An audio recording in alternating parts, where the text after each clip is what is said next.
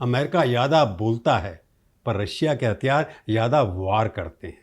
हमारे national security adviser जो हैं डोल साहब पिछले 2 साल के अंदर 3-4 बार रशिया में गए। कुछ जाना बचाने की वजह से कुछ छुप के गए। उनकी काफ़ी छुप के जो मुलाकातें होती हैं वो किसी को पता नहीं होती। अगर भारत के अंदर सैन्य शक्तियाँ ज़्यादा है, हमारे पास न्यूक्लियर पावर हमारे पास है, उसके लिए रशिया ही रहा है इम्पॉर्टेंट एंड डिपेंडेबल रहा है। पुतिन की काली बेल्ट और हमारे प्रधानमंत्री की 56 इंच की छाती अगर दोनों मिल गए तो अमेरिका क्या कोई भी इस ब्लॉक के खिलाफ खड़ा होने के पहले 10 बार सोचेगा।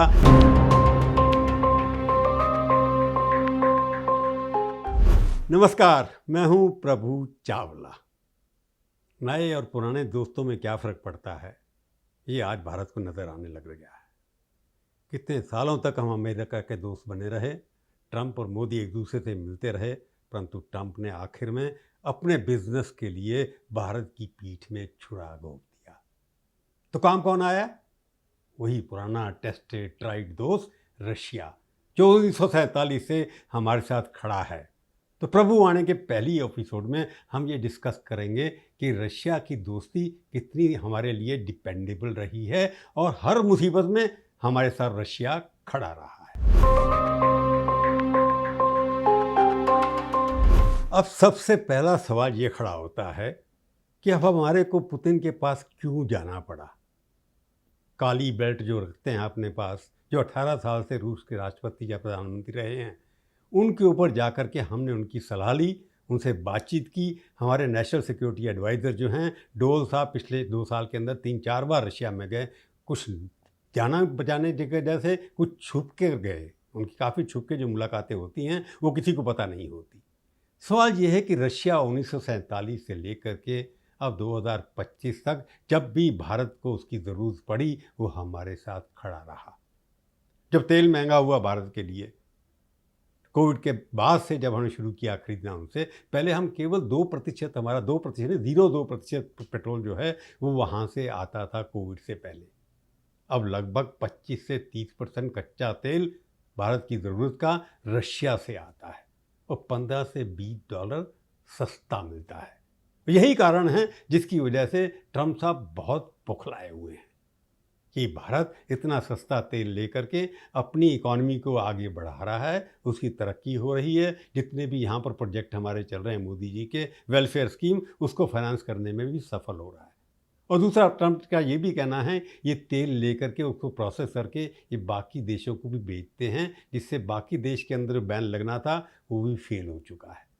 परंतु सवाल ये नहीं है, गुस्सा इस बात का है कि भारत को जो है इंडिपेंडेंट स्टैंड कैसे ले सकता है और रशिया के साथ वापस जाना। कि ये 2 कैंप हुआ करते थे इस ज़माने में, मल्टीपोलर वर्ल्ड हुआ करता था, फिर यूनिपोलर वर्ल्ड हो गया, जिसके अंदर अमेरिका एक ध्रुव बन गया। रशिया कमज़ोर जैसे जैसे होता चला गया, अमेरिका के ऊपर सारे लोगों की डिपेंडेंस बढ़ती चली गई। जैसे जैसे ब्रिक्स बना, ब्रिक्स के अंदर आप देखते हैं ब्राज़ील है, चाइना है, रशिया है, साउथ अफ्रीका है, इंडिया है, बाकी छोटे मोटे देश बाद में जुड़े। वो जो 37% इकॉनमी हैं, उन सब की मिलाकर लगभग 28 से 30% की जीडीपी बनती है। वो सारे इकट्ठे हो जाते हैं तो एक अमेरिका को डर लगता है कि हमारा जो जो बना हुआ था डोमिनेंस, जो हम सुपर बॉस, जैसे राजनाथ जी ने कल अपने भाषण में कहा कि एक बॉस अपने आप को सारे वर्ल्ड का समझते हैं। तो रशिया जो है उसके पास, हालांकि कम्युनिस्ट देश है, कह सकते हैं एक ही पार्टी का रूल है, परंतु वो अपने कभी दोस्तों के साथ दगा नहीं करता है। इसलिए भारत के साथ दोबारा से मिलकर के बात करें, भारत केवल रशिया की बात नहीं है। अगर आप डिपेंड करेंगे कि भारत और रशिया के संबंध, जब 1974 में मिसेस इंदिरा गांधी ने पहली बार ट्रीटी उनके साथ की थी, 1971 से वॉर से पहले निक्सन के ज़माने इंदिरा गांधी ने क्या कहा था कि आप उनका बेटा जब उन्होंने यहाँ पर भेजा था, हमारी लड़ाई हो रही थी, उसके बाद इंदिरा गांधी ने उनको जाकर के वाशिंगटन में कहा था कि हम आपके ऊपर डिपेंड नहीं करते। तो 1974 के अंदर ट्रीटी हुई थी। उससे पहले रशिया ने एक वार्निंग दी थी अमेरिका को कि अगर आप भारत के ऊपर अटैक करेंगे या उसे इंटरफेयर करेंगे तो हम भी करेंगे, जिसकी वजह से हम बांग्लादेश बना पाए। तो रशिया उस वक्त हमारे साथ खड़ा था जब हमको सबसे ज़्यादा ज़रूरत थी। अब तेल की ज़रूरत पड़ी तो रशिया ने हमारे को देने की ज़रूरत पड़ी, आने की दोनों की मजबूरी हो सकती है। तो अब क्या हो रहा है, क्योंकि रशिया और यूक्रेन की लड़ाई जब से हुई है तब से ट्रम्प साहब चाहते हैं कि सारे वर्ल्ड के अंदर वो शांति दूत बनकर खड़े हो जाएं कि यूक्रेन के साथ अगर झगड़ा कम होता है, रशिया के ऊपर दबाव डालना है तो रशिया की इकोनॉमी को ठप करिए और फिर कहिए शांति कराइए। अब मीटिंग होने वाली है जिसका भारत ने स्वागत किया है कि वो जाकर के अभी मीटिंग करेंगे, जिसमें पुतिन भी होंगे, शायद ज़ेलेंस्की भी होंगे, चाहे ट्रम्प साहब भी होंगे। परंतु भारत के बिना ट्रम्प को लगता है कि कुछ भी नहीं हो सकता है, और भारत को ये लगता है रशिया के साथ अगर हम रहेंगे तो हमारी लॉन्ग टर्म जो है, लंबे समय में आने वाली जो कूटनीति है या डिफेंस नीति है, उसके लिए हमारा सक्सेसफुल रहेगा। रशिया हमारे लिए कितना इम्पोर्टेंट है, ये इन बातों से पता लगता है कि अभी जो ऑपरेशन सिंदूर हुआ उसके अंदर रशिया द्वारा दिए गए हमारे को हथियार वो कितने कामयाब हुए। अमेरिका ज़्यादा बोलता है पर रशिया के हथियार ज़्यादा वार करते हैं। अभी हमारे सामने आया कि हमने 6 जहाज़ पाकिस्तान के गिराए थे, उसमें से शायद एक F-16 था जो अमेरिका का सबसे महंगा जहाज़ है। उसको किसने गिराया? S-400 मिसाइल ने जो रशिया की बनाई हुई है, जिसको भारत ने आधे दामों पर ख़रीदा था रशिया से। जो अमेरिका हमारे को मिसाइल सप्लाई कर रहा था उसकी कीमत उससे डबल थी। $10 बिलियन में हमने S-400 खरीदी, और S-400 जाकर के उनके इलाके में जाए बिना उनके जहाज़ों को गिराया, उनके पर वहाँ जितने भी अड्डे हैं उनको नष्ट किया। इसमें स्पष्ट होता है कि हमारे यहाँ जो भी हथियार रशिया ने दिए हैं, चाहे वह MiG-29 थे, MiG-19 थे, सुकोई थे, सारे के सारे जहाज़ हमारे यहाँ काम आ रहे हैं। अभी भी लगता है कि हमारी जो इन्वेंट्री है 60% डिफेंस इन्वेंट्री हमारे रशिया की है। हमारे यहाँ लगभग सुकोई जा कर के देखें आप, या S-400 देखें, या आप MiG-29 देखें, MiG-21 देखें, 60% आर्मी के अंदर जितना इक्विपमेंट है वो सारा रशिया से दिया गया है। और सप्लाई रुकती नहीं है, वो बार्गेन नहीं करते हैं जैसे अमेरिका में आते नहीं, हम तो हमारे से इतने जहाज लोगे तो इतने पैसे देंगे। अमेरिका केवल बिजनेस करता है, रशिया बिजनेस नहीं करता। वो दोस्ती के नाम से जो उनका खर्चा आता है उसको सप्लाई करने के लिए कोई कंडीशन नहीं लगाता। अमेरिका कहता है ये देंगे तो टेक्नोलॉजी नहीं देंगे, ये देंगे तो ये माल और खरीदना पड़ेगा। अमेरिका केवल व्यापार, डिफेंस को व्यापार समझता है, जबकि रशिया डिफेंस को स्ट्रेटजिक फ्रेंडशिप समझता है। दोनों में फ़र्क है कि यहाँ पर अमेरिका कब्जा करने के लिए मार्केट को कब्जा करने जाता है, रशिया अपनी दोस्ती के बनाना चाहता है।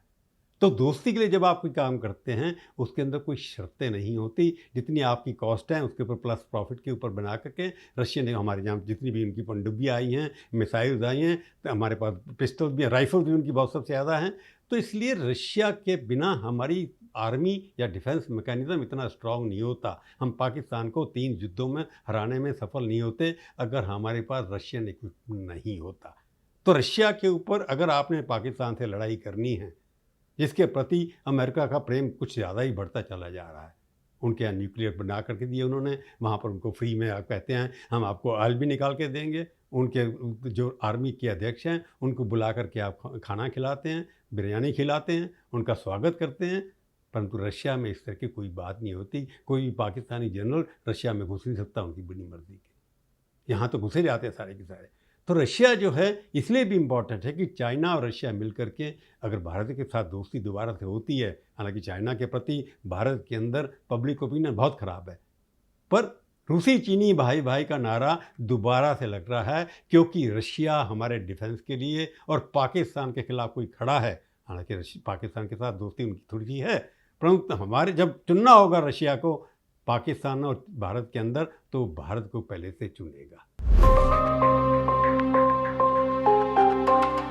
भारत और रशिया के बीच में जो बढ़ती दोस्ती को हमारे को देखने के लिए 1971 में दोबारा से जाना पड़ेगा।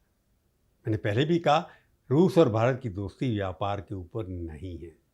1971 के अंदर जब मिसेस गांधी चुनाव लड़ रही थी, उस वक्त उनका पॉलिटिकल क्राइसिस था, मेजोरिटी थी नहीं उनके पास। इलेक्शन उसके बाद जाकर के हुआ, जीती उसके अंदर 351 सीटें। उस समय मिसेस गांधी के दिमाग में चल रहा था कि अगर मैंने कुछ करना है बहुत बड़ा, उसके लिए किसी न किसी की ज़रूरत पड़ेगी। अमेरिका के इस बात के लिए तैयार नहीं था कि पाकिस्तान से दोस्ती उनकी बहुत अच्छी रहती है, हमेशा शुरू से रही है। पाकिस्तान को सबसे ज़्यादा हथियार वो देते हैं। पाकिस्तान के अंदर पिछले 50 सालों के अंदर जितना उन्होंने डॉलर फेंके हैं, जितने वहाँ पर चीज़ें की हैं, पाकिस्तान की अर्थव्यवस्था का अगर डुबाने वाले कोई हैं वो भी अमेरिका है। परंतु इंदिरा गांधी के लिए बड़ी मुश्किल था कि इसको किस तरह से हैंडल करना है कि इतने सारे बांग्लादेशी छोड़ करके भारत के अंदर आ रहे थे। तो एक ही चीज़ थी कि किस तरह कर सकते हैं। तो उन्होंने पहले ऐसा छपा नहीं कहीं भी, परंतु बाद में थोड़ा थोड़ा एनालिसिस छपता रहा कि जब उस पर बात की उन्होंने रशियन लीडरशिप से, उन्होंने कहा कि आप करिए जो भी करना है आपको।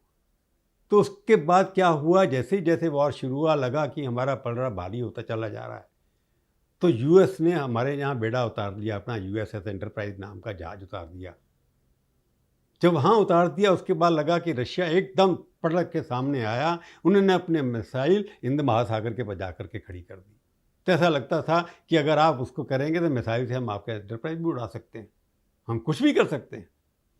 तो रूसी चीनी भाई भाई की पहली मिसाल ये होती है कि किस तरह बिना कोई अपना एक्सपेक्ट किए हुए, कि हमारे यहाँ कोई कम्युनिस्ट पार्टी रूल नहीं करती थी, कोई ये political party Congress party rule करती थी, हालांकि उनका लेफ्ट की तरफ झुकाव ज़्यादा था, परंतु दोस्ती दिखाई देती थी कि यहाँ पर जो पाकिस्तान वो बचाना चाहते थे डिक्टेटरशिप को, वहाँ के जनरल्स को, वहाँ की आर्मी को, और रशिया जो कि कम्युनिस्ट देश था वो हमारी डेमोक्रेसी को बचाना चाहता था, और पाकिस्तान का बंटवारा हो ये रशिया भी चाहता था। इसलिए रशिया की वजह से वहाँ पर देखा उस वक्त क्या काम आया था, पर उनकी मिसाइल तब भी काम आई थी, छुपी हुई थी और पनडुब्बी भी छुपी हुई थी, उनके जहाज भी हमारे पास काम आए थे। अब क्या हुआ, रशिया की फिर मिसाइल हमारे पास काम आई S-400। तो उस वक्त भी रशिया की वजह से हम जीते। आज भी रशिया के अंदर हम पाकिस्तान को धूल दिखाने में समझ रहे हैं, उनको हमने चढ़ा दिया। तो अब दूसरी बात है कि ब्रह्मोस भी बन रही है, उनकी टेक्नोलॉजी से जो यूएस वाले हैं वो कोई भी टेक्नोलॉजी अपनी ट्रांसफ़र नहीं करते, परंतु हमने ब्रह्मोस बनाना शुरू किया भारत के अंदर, उसकी वजह से चाइना भी हमसे घबरा रहा है। तो रशिया जो है हर तरह के ऊपर टेक्नोलॉजी है। अगर डिफेंस के अंदर सबसे अच्छी टेक्नोलॉजी तो अमेरिका तो बाद में डेवलप हुआ, कि अमेरिका के अंदर प्राइवेट एंटरप्राइज जो है वो सारा का सारा अपने हथियार बनाता है और वो सिर्फ प्रॉफिट के लिए बेचता है, उसके ऊपर कंडीशन लगाता है।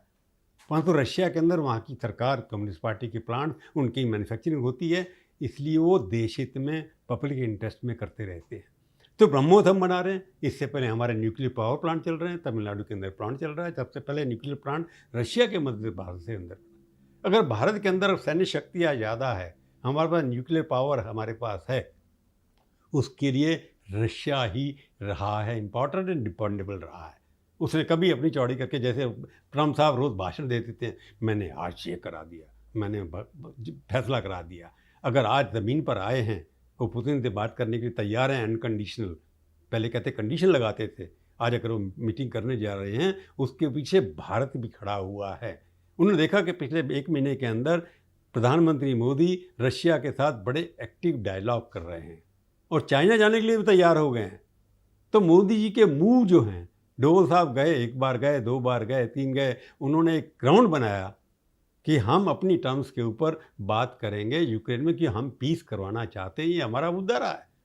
भारत का स्टैंड ये रहा है कि वहाँ झगड़ा ख़त्म होना चाहिए। परंतु अल्टीमेटली अगर पुतिन और ट्रम्प की मुलाकात होगी, उसका थोड़ा क्रेडिट भारतवर्ष को भी जाएगा, क्योंकि भारत ने दिखा दिया कि हम आपके न्यूक्लियर प्रोटेक्शन में जो पाकिस्तान के अंदर जो हैं उनको भी हम ध्वस्त कर सकते हैं, आपका जहाज भी गिरा सकते हैं, इसलिए क्योंकि रशिया हमारे साथ सॉलिड खड़ा हुआ है। तो भारत और रूस की मित्रता केवल डिफेंस तक सीमित नहीं है, आर्थिक क्षेत्रों में भी बहुत आगे तेजी से बढ़ रहे हैं। 2030 तक $100 बिलियन का ट्रेड होने वाला है। तो $100 बिलियन का जो प्रोजेक्ट लेकर के चल रहे हैं कि हम अपने ट्रेड को $100 बिलियन करेंगे, तो इस टर्म पे नहीं होगा कि कंडीशनल लगी जाएंगी।